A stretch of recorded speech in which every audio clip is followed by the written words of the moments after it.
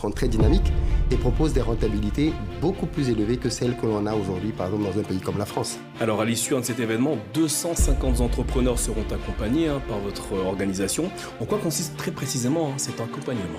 Alors, on a un incubateur maintenant, parce que c'est devenu un incubateur, qui chaque année prend des personnes qui sont salariées en France, en Allemagne, en Suisse, aux États-Unis, au Canada. Et en réalité, on constate que la diaspora a deux besoins. Il y a des personnes qui ont besoin de pouvoir augmenter leurs revenus et on va les orienter vers des activités telles l'allocation courte durée.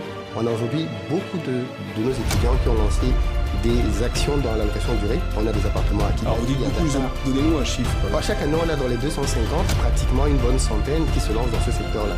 Quand je parle de ce secteur, je parle des secteurs qui vont donner des compléments de revenus mensuels. Et ce sont des activités qui sont effectives aujourd'hui. Complètement. Les appartements sont visibles sur les plateformes locatives que je ne vais pas énumérer ici, mais ce sont des plateformes qui permettent de générer tous les mois 1 000, 2 000, 3 000 euros de plus par rapport aux revenus qu'ils gagnent déjà ici. Donc ça, c'est déjà assez satisfaisant pour ces personnes-là. Et puis, on a une deuxième catégorie, des entrepreneurs qui, eux, veulent lancer des projets pour pouvoir résoudre des problèmes. Et aujourd'hui, on a plusieurs success stories, telles Soudofresh, par exemple, qui ont été lancées au Mali.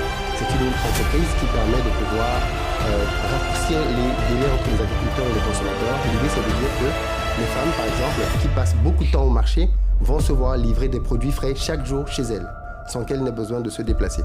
On a d'autres entreprises comme Dewey Travel, qui a été lancée par une jeune comptable en Suisse, qui permet de pouvoir visiter le Bénin et de pouvoir y faire du tourisme.